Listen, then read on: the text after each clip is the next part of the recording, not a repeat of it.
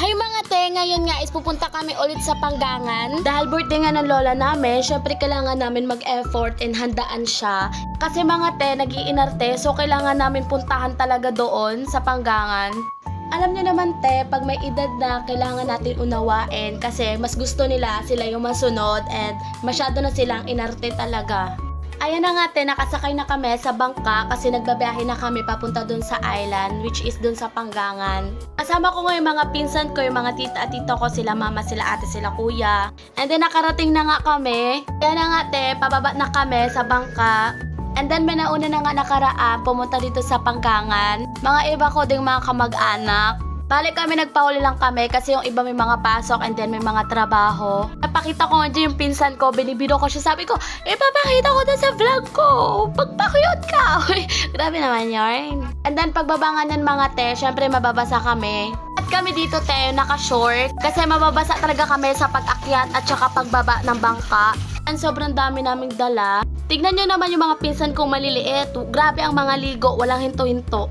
Pagbaba ko nga mga te, marami na palang tao. Yung mga iba dyan is kamag-anak sa side ni nanay. Pero mga te, nag-bless dyan and then tinanong kung kanino kang anak. Syempre sinabi ko, kami lang po ito. Uy, napakalayo naman sa tanong. Syempre, nag-bless din sa mga tia and tiyo. Syempre, di ba pag sa baryo, tawag tia and tiyo. Hindi ko alam ha, pero ganun sa amin. Hindi ko mga kilala yung iba and hindi ko mga close. Siyempre, bilang respect mga te, kailangan natin magalang. Hoy, galang! Sobrang bait naman yan. And then te, yung pinsan ko nga dyan is nag-iitak-itak na. Kasi nga sobrang daming apungan. Tamplang gana te, sobrang sarap niyan. Hindi nyo alam yung word na apungan. Parang version siya ng terek. And then yung lasa nito mga te, para siya may pagka-milk. Tapos masarap siya te, pag nilagyan siya ng suka tapos sili. Siya i-partner dun te, tapos kanin, perfect kaayo.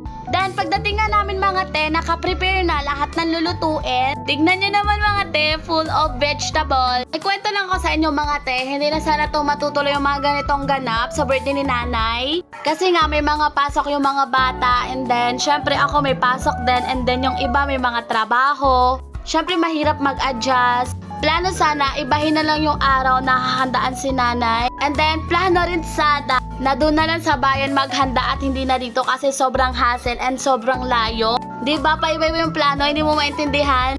Pero syempre, nagwagi pa rin yung lola nyo, yung nanay namin. Kasi sa sobrang inarte niya, wala pa rin magagawa kami.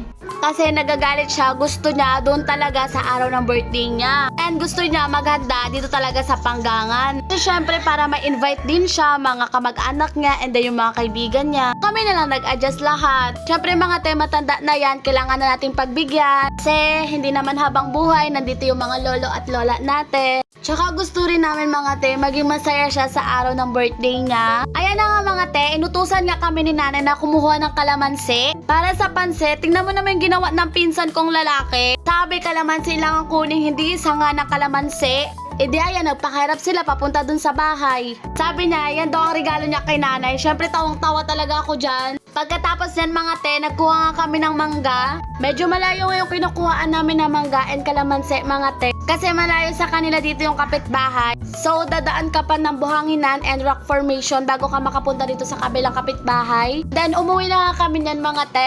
Nag-decor na nga kami dyan.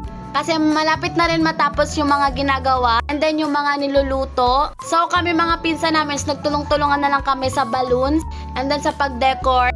Syempre mga te, sobrang gulo niyan kasi maraming mga bata. Pero at the same time, masaya pa rin. Ito na nga yung finished product mga te ng mga na-decor namin.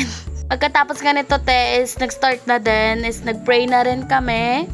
Simpleng handaan lang naman ng birthday ni nanay mga te. Ang importante lang naman dito is mairaos ang birthday. Kahit hindi masyadong bongga, basta masaya si nanay at si tatay. Niloloko nga namin dito sila.